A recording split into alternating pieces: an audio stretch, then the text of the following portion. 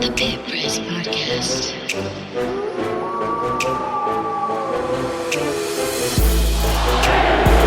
Reinholdt launches from downtown. No. Van Horn, no. And that's it. New Mexico wins it.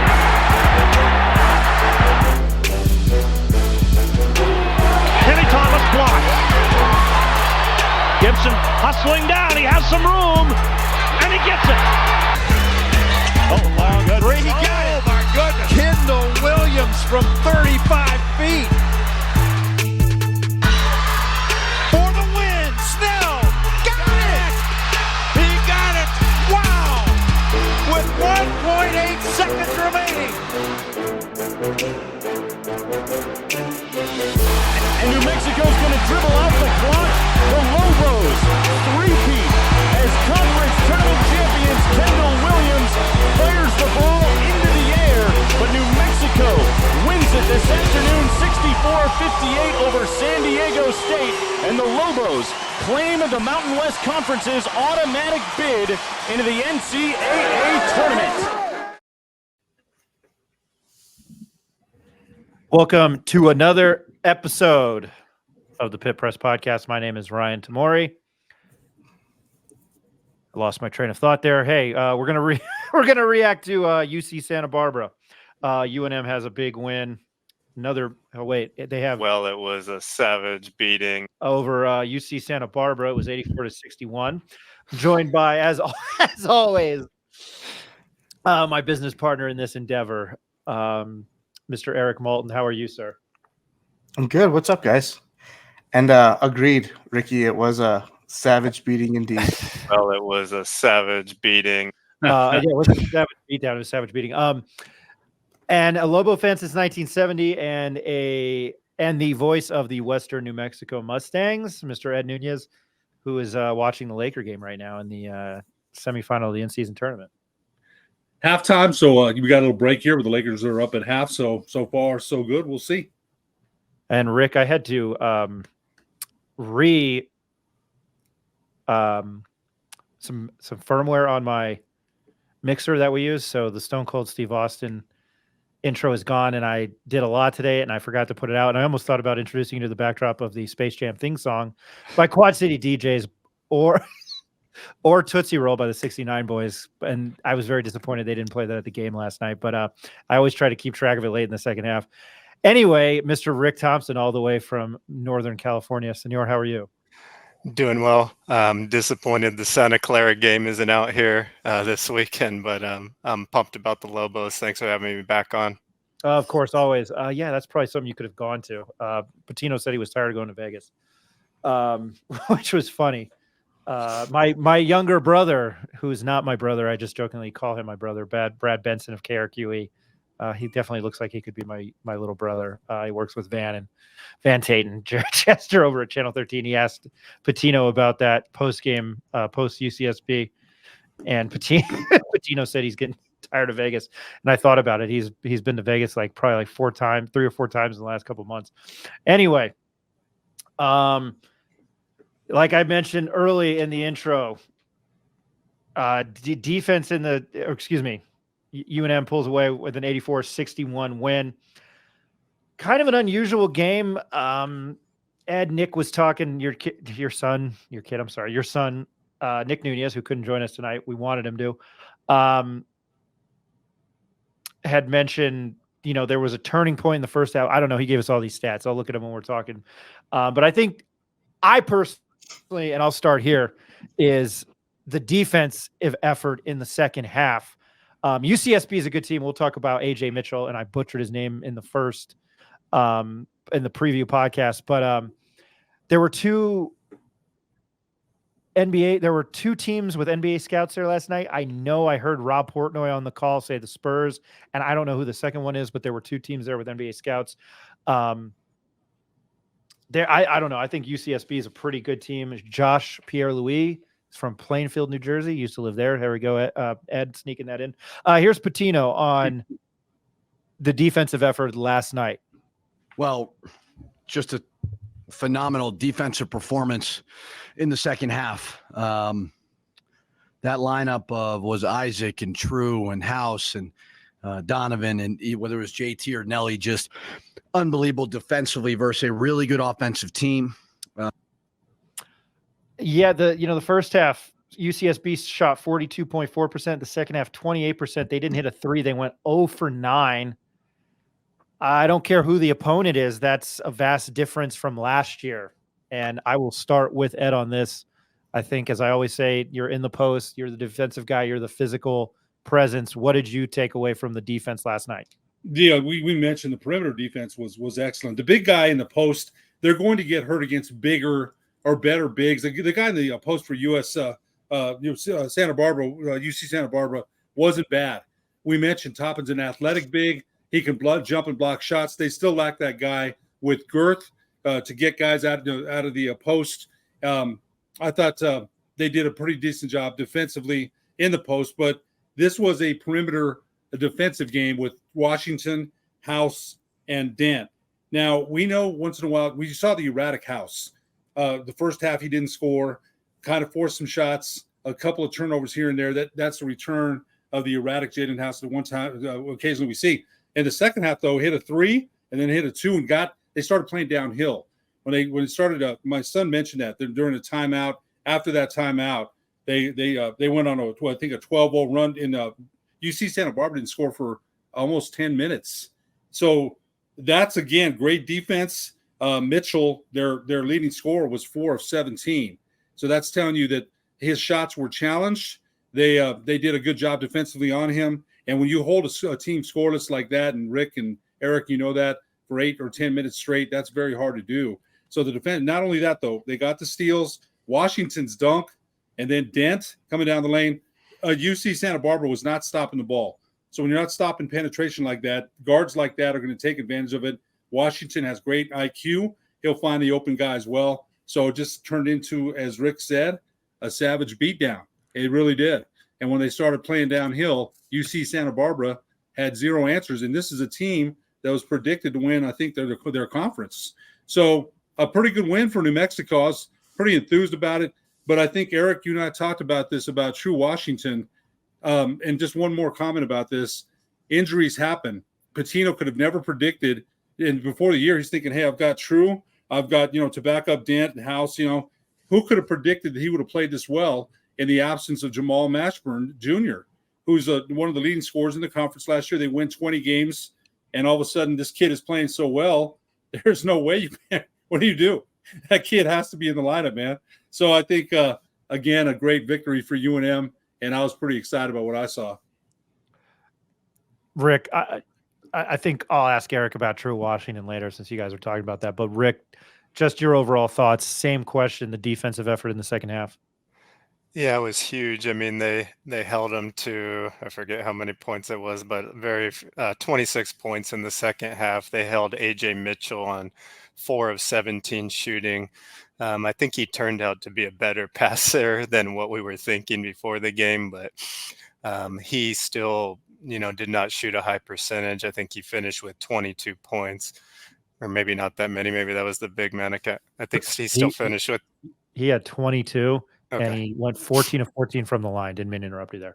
Okay, so all his points were basically at the line. Thanks for adding that. And, that big guy did give us some problems. And, I think looking ahead, that could be a problem for us if Nelly ever gets in foul trouble, because he's the real muscle I think we have that Ed was kind of speaking about.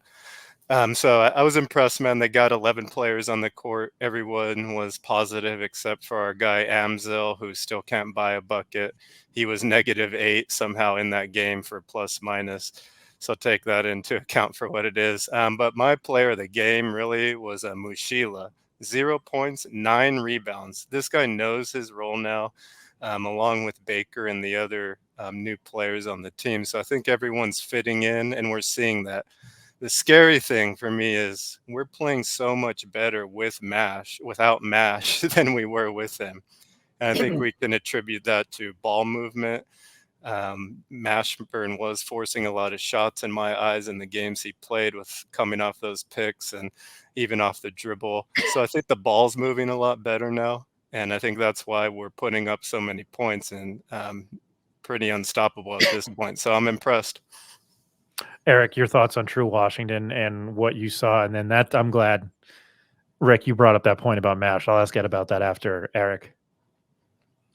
Oh, True Washington is, I mean, he has an immediate impact the second that he checks into the game. Either if it's on the offensive side or it's on the defensive side, he spots up, hits open shots, and then just his overall energy on the defense, ball pressure, right? I think this team, what Ricky just touched on, and even Ed touched on it too, is collectively as a group on the defensive side, they're really starting to guard the perimeter well. And one guy that Ed didn't really mention, on no knock on Ned, but on the perimeter defense was JT Toppin, right? Just how active he was with his hands, deflections, ball pressure. I think this whole team is playing great defense right now. And then resorting back to what Ricky just touched on, with Mashburn being out, I think this team is actually starting to figure out how to play well together. And once Mash does come back, like how do we transition now? Like what's the next step? How do we get him involved without actually just giving him the ball and continuing to let him do what he does, right? But back to True Washington and JT Toppin, I really want to touch on Donovan Dent too. Really, the three youngsters on the team, right? The two freshmen and sophomores. I don't think you get any more production in the entire country from a freshman and sophomore group than the Lobos are right now.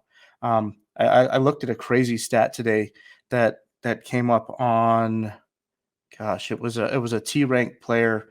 JT Toppin is ranked second in the country in overall freshman in the BPM ranking, which is basically overall effectiveness, efficiency. And he's only coming in second to Reed Shepherd at Kentucky, who's a freak player. Shepherd's dad played in the NBA. Ed, you probably know him. But another guy that's kind of showing up on that list is True Washington at number 13. So you got two really effective and efficient freshmen showing up on this list that are playing for the same team, playing really significant minutes. Man, it's hard for me to fathom really, like, how do they get Mash back involved into this rotation? If I'm Patino, like you can't really force the issue there. You know Mash is going to get his shots, but really, how many shots are you going to allow him to take? Because before he got injured, he was chucking up about 25 shot attempts a game. And with how the Lobos are playing now, you just cannot allow that. You almost got to put a leash on it a little bit, or at least be methodical about it. And I think Mashburn's a really smart player. Patino's a smart guy. I know they both want to win, but really, like, how do you plug the pieces back in? And I could see Mash coming back here, probably before conference season picks up again. Ed, you're the one who always says me shots. I mean, the offense is flowing and the chemistry's there. And not to rag on him, it seems like everybody but Amzil has just played phenomenally offensively. When they're playing the way they did against last night against UC Santa Barbara, they're playing downhill. The confidence level, and Eric, that's a great point about Washington and Toppin, two of the top most efficient freshmen in the country. So I don't know what can be done there with Mash. Now, we know he plays a different style. His style is totally different, mid-range Mash. But remember, Coach Pitino did say this. I read a quote of his in the paper. He's one of the best guards in the conference where he's not playing. So it's up to Coach Pitino to figure that out. There's going to be games where they're not going to be running the way they did with reckless abandon and playing downhill, and it falls into a half-court game, which is Mash's strength. It's not always going to be up and down like that. We'd like to see him run and score in volumes the way they did last night, play downhill. It's not always going to be like that. There will be a place for Mashburn, but I think it's all, Rick, you brought it up. Tom Mosser last night on our website brought it up. He felt like the Lobos are playing better right now without Jamal Mashburn Jr. He will be back, and he's going to start. I'd be surprised, if he's not in the starting lineup. He averaged 21, 22 a game last year in the conference. He's one of the best guards in the conference. They've got to figure it out. But his style of play right now, with the way the Lobos are playing, we understand it doesn't jibe with what they do. But remember, not every game is going to be a like Rick said, a savage beatdown like it was last night. It's not. There's going to be games that are going to go into half-court offenses and slog it out, and that's Mash's game. So they'll find a way. But I can see where everybody's concern is. I share some of that same concern. Not. I know we were a little bit all over the place, and that's kind of what we do on a podcast. New Mexico held its fifth straight opponent under 40% field goal percentage. Its longest such streak since a 5-game stretch from November 30th through December 17th, 2014. I believe that was Coach Craig Neal. UCSB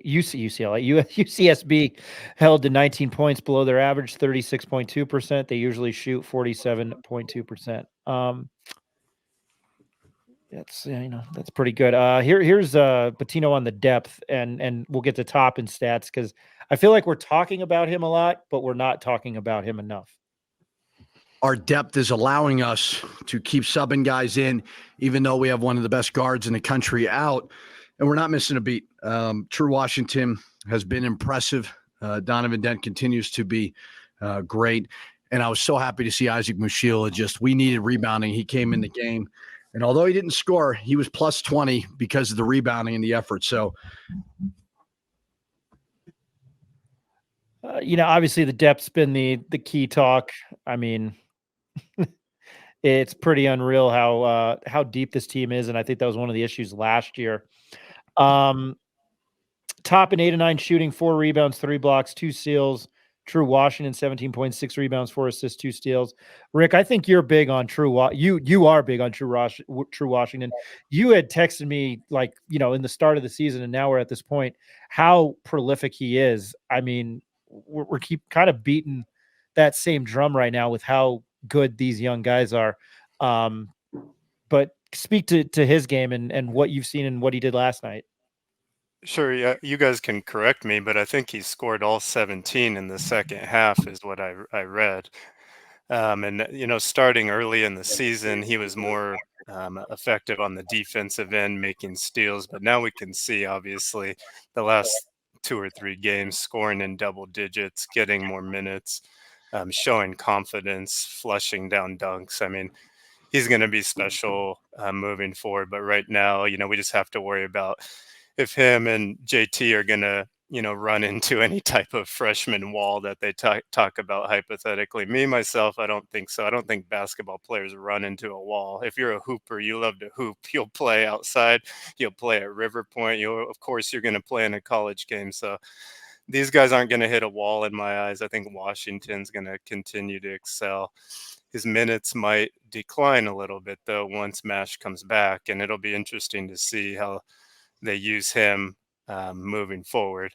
But I think he must have impressed a few of the scouts last night, again, along with Dent. I can't say enough about Dent either. And just want to hit on what Ed was saying. The mix of all these wing players, we're not going to be running up and down every game. And that's where Mashburn is going to come in huge. So I think we have the best of both worlds. And True Washington has been much better than expected. And Eric, I had no idea he was on a national level of efficiency like that. And with the naked eye, he looks special, but when you see that, it really pops. And I'm just excited to see what this young man can do. Yeah, to bring that stat that I was talking about. Yeah, he scored all 17 points in the second half. Yeah, that Aztec breakdown, one of the guys from the San Diego State podcast, I follow them on Twitter too, but he has a different stat, which is a PIPM, and he basically ranks the entire Mountain West in that BPM type of category. Jaden Toppin is leading the entire conference in that stat as overall efficiency. So not only from a freshman perspective, but just as an overall player. So, and one thing I just wanted to throw in there, I think Jeff Grammer threw it at the end of his article today about all the different lineups they used. Well, I think, we have so much depth, like Coach was talking about. We can use these different lineups. Maybe Washington gets some time out there, with 3 guards or something like that, which I think they did last night, leaving Toppin or Nelly out there with, 4 wing players. And I would like to see that. It was effective for the Warriors here in the Bay Area. And these guys aren't the shooters the Warriors are, but they got the wing players to do some special things. So it's super exciting. Well, staying on True Washington and Ricky, you know this, you played, and then Ed too, just from like a hunger type perspective on True, right? He's coming off the bench. He's not expected, he's not carrying a lot of this weight for like expectations. So he has no pressure. He's out there playing free and loose, and that's what Patino has kind of talked about with the whole team. He feels like they're playing free and loose. But when you got a player like True, who's really aggressive, up in your face, super hungry, really aggressive, and playing loose like that, that's a dangerous combination for a guy coming off the bench, right? Who's going to spell you some minutes. So, I call it reckless abandon, but controlled reckless abandon, because he makes great decisions. And as Rick said, all 17 of his points in the second half on that downhill run. So he's been way better than we could have expected, and better, I'm sure, than Patino could have expected. I'm sure he didn't expect him to see this much playing time. He had 3 veteran guards out there. Well, Dent, being a sophomore, but sometimes injuries change things. We've seen that happen. And their style of play, as we mentioned, is much different than when MASH will come back. But True Washington, I think one of the things that I thought about was, they needed to win 20 to get into the tournament, maybe win 2 games, and that would have been a great season. But if you look at what Coach Patino is building for the future, what he's brought in here, Donovan Dent, True Washington, JT Toppin, he's brought in, Quentin Webb. He's got some guys for the future that even if things don't go right this year, and we hope they do, there's still a lot of season left to play. They're still learning to play together. And you mentioned Mushila, Rick, doing his job, 9 rebounds. He averaged 9 points a game last year. He's not going to score. He's 6'4". He's not 6'5". Hunter Green said that. He stood next to him. He's not 6'4". 6'5". They list him as 6'5". He's more like 6'4", but a guy that comes in and knows his role. But I think for the future, who wouldn't be excited about the trio of Toppin, Dent, and Washington? Who wouldn't be excited for that, and excited for what they still might do this season? Very exciting times for New Mexico basketball. It really is. I think that's one of those things. That's a valid point. I mean, it's all about right here, right now. I mean, if Kurt Roth and, Patino, everybody stays put, I mean, the sky's the limit. I think I'm going to pose this question to you guys in a bit, because I had this conversation with a couple season ticket friends, and one of them goes to every game, and my buddy Mike, who I drop a lot on here, that was a manager for Alfred. Rick, I'll ask you that AJ Mitchell, I know you touched on it a little bit. What did you see out of him? I know they played good defense on him. He might be one of the best point guards in the league, in the country. And I know he was listed as one of the top 100 NBA draft prospects. Just a little bit on his game, because he's a special player. Again, this is a UCSB team that is picked to win the Big West. Off a tournament they were in the tournament last year. They lost to Baylor, but just your thoughts on him. I think, he didn't knock down a lot of shots, but he was still, the way he plays, he moves like a NBA guard to me. He's able to get to the paint. And like I mentioned earlier, he was distributing the ball better than I had thought he would based on the stats. I saw him make some decent passes. So he has the NBA body. Definitely the skill set. And when you see the 12 of 12 from free throw, that tells me he can be a good shooter, right? He didn't shoot well last night, and maybe not well from 3, but obviously he has the fundamentals to make 12 free throws in a row. So I think he can be a good shooter. And I wouldn't see him as a first-round guy, though. In my eyes, he would still be a second-round pick. But I think he could definitely make an NBA roster when it comes down to it. You know who else is a gaucho? Gabe Vincent. Defensive side. I know we're playing with the Lakers, Ryan. I'm watching now, and he's still on the injured reserve list. I thought I'd just give you an update. Man. He's still not playing. Yeah, he's not with the Heat anymore. But real quick update: Lakers 90, New Orleans 65-41 left third quarter. So I'm happy. Wow. And that we got to talk about Tyrese Halliburton sometime, Rick. He's man. 0 turnovers in the last 2 games. Balling.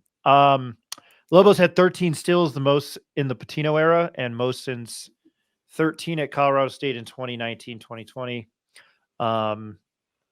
Jamal Mashburn misses his 4th straight game. Here is Patino with an update on Jamal Mashburn Jr. No, I mean, I don't. It's not going to be, I don't think, anytime soon. I think his leg is healing up. He has a thumb, like a slight tear in his thumb that we want to get healthy. We don't want to rush him back. We want him to get comfortable. So he certainly will not play versus Santa Clara, and then we'll kind of revisit it from there. I'm sorry. I just happened to look at the football game, and you should have seen this guy, Pittsburgh, no shirt on, tatted up like the Philly guy. He had the pirate right here, Rick. It was all Pittsburgh all over his body. I should. Beautiful. Somebody's definitely gonna have a screenshot of that. It was fantastic. It's like that guy in Philly who has like the Philly fanatic around his belly button, then he's got like every. It was chef's kiss, as I'm doing a lot lately. This conversation I had earlier today, and I'll be the negative Nancy here. I just don't want this season to play out like last year. I think this schedule has not favored them, and the demise of St. Mary's, the downfall of what was supposed to be a top 25 team in the country. This schedule, I know Santa Clara beat Oregon, I believe on Black Friday. That Oregon team was missing a couple of its bigs. UC Irvine in the Big West again, and then they get Eastern New Mexico to finish out the schedule, and then it's off to Fort Collins. I mean, they're going to be undefeated headed into January 2nd. They've got 4 games left, non-con. That Eastern New Mexico game is considered a game. It's not an exhibition game, so that will count towards both teams' records. I'm sure Eastern New Mexico is looking to that. I'm not talking trash. If Adam Deal's listening, I'm not talking trash. I don't know. This non-conference schedule is not going to do them any favors come March if things are rocky, if they did last year. The argument is they've had, a tough test. And I know that scheduling, for a fact, we all know this. It is hard to schedule teams to come and play here. I don't know how or why they couldn't, I will probably get flack for this. I just don't know how or why they couldn't go the San Diego State route or the Boise State route where you go and play somebody. This team is getting a lot of national recognition with the play of JT Toppin, True Washington, Donovan Dent, John Rothstein, John Fana, guests we've had on, Kevin Sweeney with SI, our friend Nick Lorenzen from Mid-Major Madness. These guys are all high on them. But this is bottom line, a conference point, man. I think if things go south, which, right now we're on that trajectory of not being bad. Ed, I'll start with you. Just your thoughts. This season we've flown into the season and it's just flying by. But as we steamroll towards the end of the calendar year, and midway point of this season, I just don't think this schedule, they have to do damage in the Mountain West. We, Tom Mosser said that when we had him on the season preview about the schedule, and I think Ryan, you alluded to that. Eric, you did as well. It doesn't, that loss to St. Mary's, if it comes down to it, and they're picking on us, for the selection show, and again, what was your biggest win? They'll say, and that's why you're right. All you have to do is do this: win the games that you're scheduled to play. That's all you can do. The schedule is what it is. We can talk about it till the cows come home, and it's not going to change. Ask Florida State about that. Right. So they've got to just. You mentioned it yourself, Ryan. Colorado State's a good team. They're ranked 18th this week. So 13th. Okay, so they've got to do some damage in the Mountain West. Win the games that you're scheduled to play. Boise State, you mentioned, didn't look as good as people thought. San Diego State lost to Grand Canyon. They've got chances to again. That's a different team from last year. The peaked early, kind of slid. Lost 6 of their last 8, kind of slid late. I think it's a different team. I think it's a better team as far as personnel and what they do lack. Let's remember though, when they face bigger post guys or better post guys, it's going to be a struggle. It will be. Toppin's very good and athletic, and he can block some shots. We like that girth guy. We like that guy that physicality in the post, or New Mexico does. So, Ryan, to your question, all they can do is win the games that are scheduled. They keep saying that about the Cowboys. Who are the Cowboys beat? You got to beat who's on your schedule. You got to keep winning the games. That's all you can do. That's right, Ed. I did myself no favors in my group text today with a couple of, even though they weren't Cowboy fans, I was like, you're beating up on shit. And you're not. I'm going to catch flack here. You can't play the Giants in January this year, unfortunately. What is it, 13 straight for Dak? And like 15 out of 16 or something. The last time they won was COVID was a big thing. What's the Bill Parcells saying again, Ryan? Yeah, I know. You are what your record is. There you go. I do want to add on to something that Ed said there, really just to kind of answer your question too, Ryan. Like, I want to point to two things from this year's team compared to last, if that's what we're going to do. This year's team has way more depth, and they play defense. Right? I don't want to compare them to San Diego State, but what was San Diego State really hot on last year when they entered conference season? Defense and depth. Double D. There you go. So I'm going to lean on those two. I think those two kind of get them through. I do agree with you, though. I think there is a little bit of skepticism when it comes to conference play and really who have the Lobos played in the non-con season. But the games that they should have won, they did. And they won pretty significantly. If you want to go ahead and play that Ricky Thompson voiceover again one more time, because they did lay the beat down. Beating. So they not only just beat those teams, they gave those teams a savage beating. So, and this team still isn't even at full strength. So that's my 2 cents. Rick, your thoughts on that? Like Ed said, you can only beat who's on your schedule, but I do agree with you too, Ryan. I think usually in the Mountain West for the Lobos, we either have to win the regular season conference or win the tournament, right? We have got some at large bids over the years, but for us, that's usually what it comes down to in my eyes. So, once we hit Colorado State, we're going to, I think, see where we're really at in the conference, obviously, and moving forward. But, I think that St. Mary's loss that I saw in person, it was bad. So that might come back to haunt us later in the year, but hopefully not. But I'm just happy moving forward. Like Eric said, I just think we have all the depth. People know their roles now, and we're not even at full strength. So we still got a ways to build. I don't think we'll hit our peak until midway through conference play. Jerry Palm of CBS Sports, who was nice enough to come on my podcast once or twice and my radio show, his last team out of the tournament. Hey, his last two teams out of the tournament are the Knights of the Raritan River, Rutgers Scarlet Knights, and then nobody gets that here, so it's Rutgers. And hey, there's the New Jersey, so I'm 2 for 2 again tonight. That just happened to be there. And then UNM. Lenardi, this is as of Jerry Palm is busy with football coverage. He's also he covers college football for them pretty extensively. I was trying to see his last 4 big boys are Xavier's not what they were last year. They were a Sweet 16 team last year again. Xavier, Mississippi State, Iowa State, Ohio State.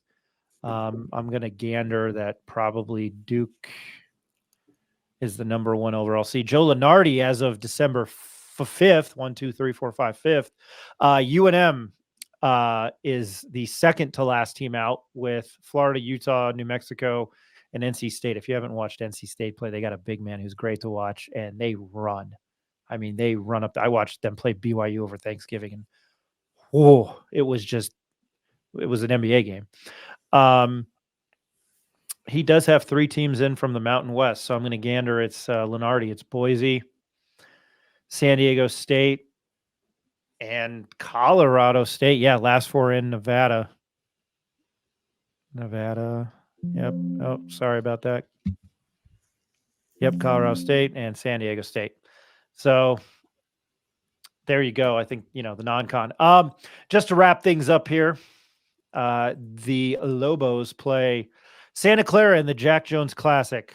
I mean, no disrespect, and I didn't do any research. I don't know who Jack Jones is. If somebody knows, they can call me out on it. Or if anybody, know what the Jack Jones Classic stands for. I'm imagining there has to be other teams there. Yeah, there are. They just happen to play Santa Clara. They play Santa Clara. 3:00 tip-off is 3:00 Mountain Time. You can listen to the game on the Lobo Radio Network. I would imagine Rob Portnoy and Hunter Green are on the call. 96.3 KKOB. And I thought this was on Flow Sports. I was telling people this was on Flow Sports. I wish I had the Donald Trump wrong queued up. It's on Baller TV. I don't know what Baller TV is. I never heard of it. Yeah. Yeah, no, it's not Flow Sports. I know a lot of people had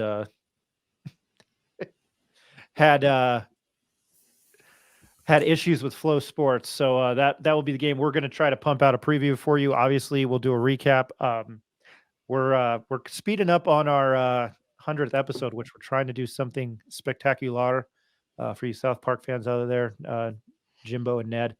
I one of the things is I wanted to mention that we might start doing on the show, and we're going to wing it right now, which I know is not the best way to do it. When I started at the Daily Lobo, I'll be honest with you, I did not know who Snake was. Obviously, 15 years later, yes, I do know who Mark Titchener is. And he was supposed to come on my radio show when I was on 610 AM.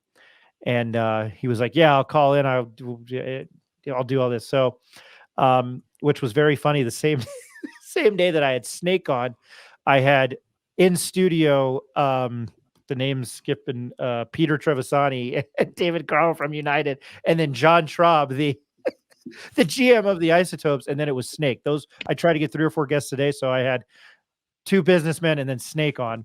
And Ed, Mike Vitale, who we should try to get on this podcast. He's a big NMSU guy. Huge. Our friend Rick and I, lifelong friend Stephen Pena, he was in studio with me to interview Snake. We had questions. We were ready to roll. And then during a commercial break, we didn't hear the 10 o'clock hour hit. We were supposed to have him at 10 o'clock, and Snake didn't call in. And we went to commercial break, and Vitale came in studio and was like, somebody called that knows Mark or Snake. And he was at the bar to like 2 a.m. So he might still be sleeping. So thankfully my buddy Mike called in again, who was a manager for Steve Alford, and he shared some Snake stories, and that was our Snake segment. I would love to interview him in the pit, on the pit floor. I don't know how I'm going to approach UNM to make that happen. If they listen to this, I can guarantee that Steve Kirkland and Frank Macagliano and probably Dave Williams would roll their eyes at that. And as you can see on my background, but we wanted to, and I don't know if I'm going to get trouble for this. I'm going to say it anyway. I've been taking selfies with Snake yesterday. Selfies with Snake sounds like tea with Mussolini. Anyway, I got there super early yesterday, and Snake was standing. When you walk down the ramp, that's where the opposing team warms up. Warms up for the game. It's like the south half of the pit. And there was nobody there other than Will Weber of the Santa Fe New Mexican. I saw him on press row, and I started walking over, and Snake was the only person yelling at UCSB, and UCSB was just looking at him like, yeah, Rick, it's like, who the hell is this guy? He comes before the game, and he stands in the parking lot to the ramp that goes down to the ramp. He stands on the chain link fence and talks whatever you want to call it to the opposing team as they get off the bus. So we have a good scare factor going for us there. Just to some of those teams, like when they get here, they're probably like, where the hell am I? I can't repeat what he was saying, but I slipped up with the S word tonight on here. I apologize, but he was just talking trash to them.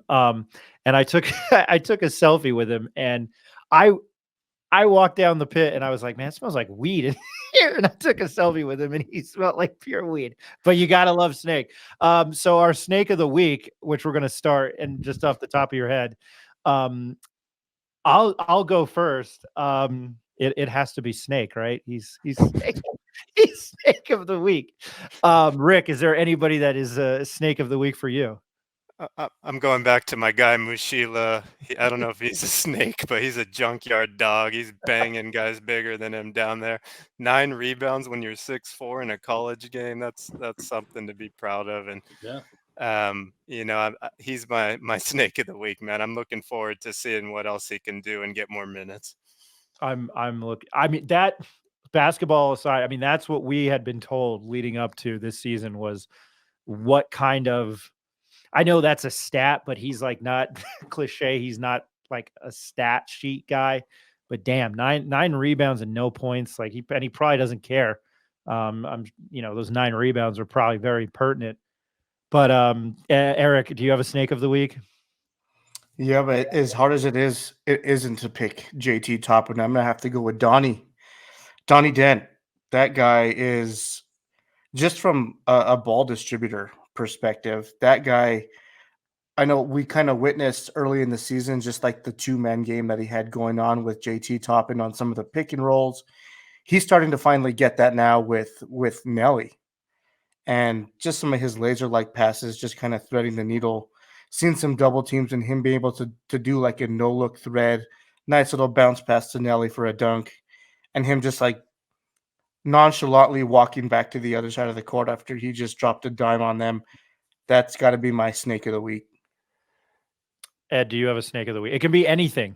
I mean, it can pertain to UNM, but if there's anything you want to be snake of the week, please say it. Yeah, you know what? I'll go with True Washington. 17 points in the second half, and I think one of the things was that dunk.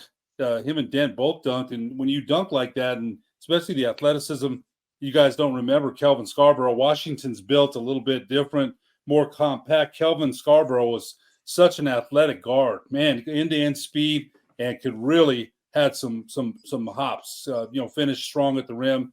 Kelvin could really jump. But True is an exciting, energetic player, dynamic player. Comes in, shoots with confidence, drives to the basket, makes the pass. Eric, you mentioned his on-the-ball defense, his man-to-man defense, his efficiency in the conference, in the country. That's my snake. That's my snake right there, man. What a ball player. What excitement he brings every time there's a buzz when he comes into the game. We expect to see energy, excitement, and exciting plays, and he's delivered. So there's my snake of the week. I'm going to redo this now. I've got 2 snakes of the week.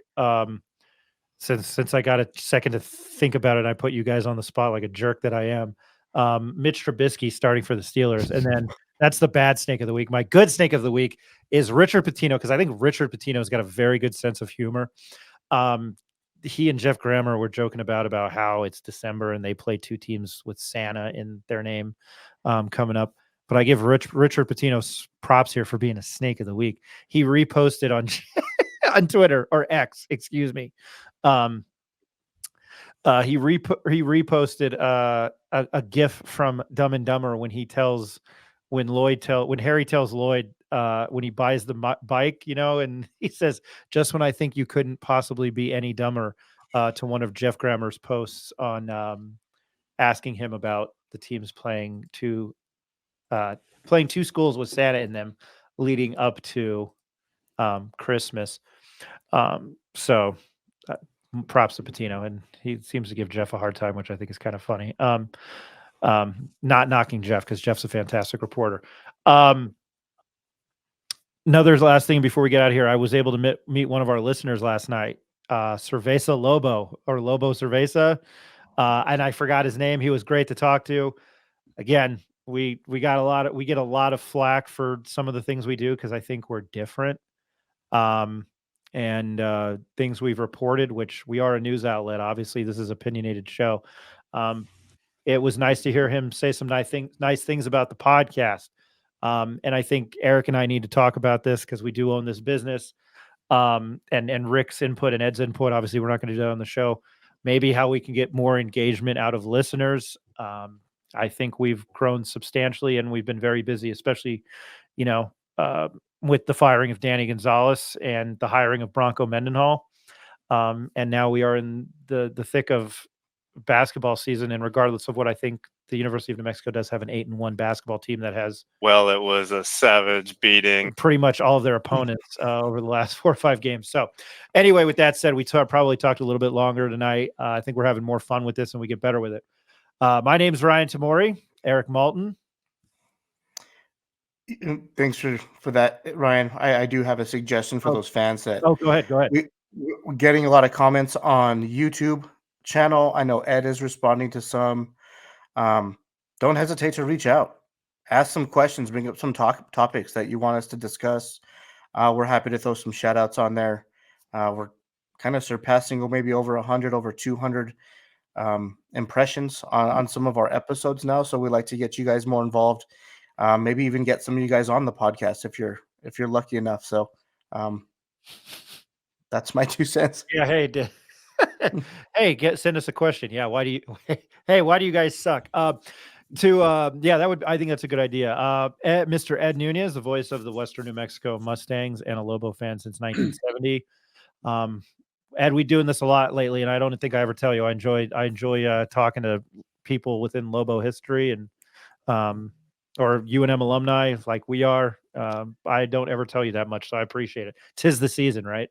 I don't know that when we started this that we ever envisioned it would become what it has. And it's a great thing. And people mention to you, Ryan, that we push out content, and I think it's important content. We're not always saying we're right or we know everything, but I think it's the people you have on Rick. Rick knows football, knows basketball. Eric played at Capital. Adding my son in has been great too. As a father, I'm very proud of him, but he knows his stuff. I just couldn't. And I remember when I brought him on at ProView with me, he was coaching at St. Pius. But I couldn't bring him on just because he's my son. He had to add something, and he does. Everybody that you bring on adds something, including yourself. You're a great host, and make sure everybody stays involved. That's a hard task to do as well. So I'm really happy to be part of it. It's grown, and it's only going to get better. But I think, Eric, that's a good idea. Get our listeners involved. Ask a question. What's your question of the week? Something like that. If we have that many listeners, I bet they'd be glad to be engaged somehow. So, that's my 2 cents too. And I'm just happy to be. I look forward to anything we do every time we do it, and I'm glad to be a part of it. No, I enjoy it every time we do it, and I'm happy that I'm the host, talking to 3 guys who played high school basketball and were athletes. And our senior year of high school, Rick, I was drunk, dressed up as a banana while you guys were trying to win a district title. Eric, go ahead. I didn't realize you were the banana until just now, and Ricky, that guy was super annoying. Mike was the hot dog, and Jim Cook. When we walked on the court, Jim Cook threatened to arrest us, and I told him my mom was a Bills bondsman, and that didn't go over well. Since we are on the high school basketball topic, I do want to know we haven't officially not announced anything just yet, but we're released an episode earlier this week with Ed and Nick Nunez, the father-son duo. We kind of launched off a second podcast off of our Pit Press New Mexico alumni media group, The Road to the Pit, a high school basketball journey, where Ed and Nick are going to focus on interviewing New Mexico-based girls and boys basketball coaches, maybe get some players on, and really just kind of touch on some high school basketball. Since New Mexico is considered a basketball state, we want to share some love and kind of spread the awareness of hoops and kind of touch every corner of the state that we can. And we have this really cool platform that has kind of taken off for us. So we want to make it more accessible to more of those hoop loving fans that not only follow UNM, but that follow high school hoops too. So more to come on that, but we did have an episode launch earlier this week. So we'll probably put it out on our Twitter and social media. So give it a listen, give us some feedback, go ahead and rate, subscribe, and share. We appreciate it. Our sponsors would appreciate it. But I'm really looking forward to hearing Nick and Ed kind of run with that. And somebody who is good insight. And I know Jacob's not here, and we've added Rick and Jacob lately, and Nick Nick Nunez. And yeah, Ed, your son is good. I was impressed. He needs a microphone, but he got one, so I'm looking forward to hearing him properly. But I think I'm glad we expanded. But Rick, to you, man, I know we always talk about this, and I'm happy to include you because your insight is, I'm the guy who studied communications, and I think I'm terrible at this. I suck. But you're really good, man. And for somebody that played high school football, and you know what I was thinking about is we need to get San Juan on. But anyway, You're always forgetting one thing in my credentials that these Lobo fans need to know. yes. I was offered a scholarship to play rugby at the University of New Mexico without ever touching a rugby ball in my life. It was not I a didn't big know the story. scholarship, and I declined it because I went to practice and saw what type of sport that was. But not football, rugby. But thank you guys so much for just including me. Ed, I'm pumped to listen to your guys' new show. I saw that come up, so I'll give that a listen. Your son, Nick, he sounds great. He sounds like a pro. I listened to the podcast last week. So I'm just happy to be a part of this. And I think, we can make it grow, and just happy to be a part of it. Thank you guys for including me, and let's keep it moving. Again, UNM plays Santa Clara, 3 p.m. Oh, you know what I forgot to mention, guys and Eric? UNM Lady Lobos dropped to Southern Utah University, the Thunderbirds, tonight, 58-40. Charlotte Cole, 12.6 rebounds. She didn't get her double-double. UNM moves to, let's see if it can load. I think they're 6-3 on the season. We need to do a little bit more with them. They're 7-2, so they're 7-3 on the season. They host Hampton on Sunday in the pit. Tip-off is 2:00. And then to say, hey, Ed, December 17th. Sunday, yeah, we're December Western New Mexico. We plan I'll be broadcasting that game for the Mustangs on Mustang Radio from the pit. That'll be the third time that we broadcast Western New Mexico men versus UNM the last 2 years. And so this will be the third time I've walked into the pit wearing enemy colors, and me being the voice of the Mustangs. It was kind of weird at first because, I've been watching the pit games since '70, have never, ever, ever come in the pit with anything but red, or my colors. And when I was wearing Mustang colors, it was so strange. But we will broadcast that game on Mustang Radio on December 17th. Western finally lost tonight to Texas Women's University, so they dropped their first game of the year. They had started out 6-0. Now they're 6-1. But Coach Josh Pace, who we had on the podcast, and the former Syracuse star, what a good dude, man. He said so humble too. I'm the one that has to bring up the Syracuse thing. He's never brought it up to me ever. So I'll tease him about it like we did on the podcast. When are you going to show the ring? When can I see the ring? Low key guy, humble, just one of my favorite people in the world, honestly. But yes, we will be broadcasting that game. I'll be on press row in enemy colors for the third time in the pit, and that'll be quite an experience.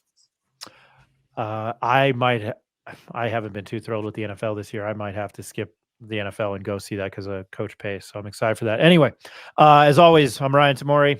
This is the Pit Press Podcast. Thank you guys for listening. We'll have a reaction for Santa Clara, and then we'll preview, I believe, down to New Mexico State and then the New Mexico Bowl. Next week, we're going to be very busy trying to effort Bronco men and all. Then there will be content with the New Mexico Bowl, and obviously we'll continue our UNM men's basketball coverage. Happy holidays, everybody.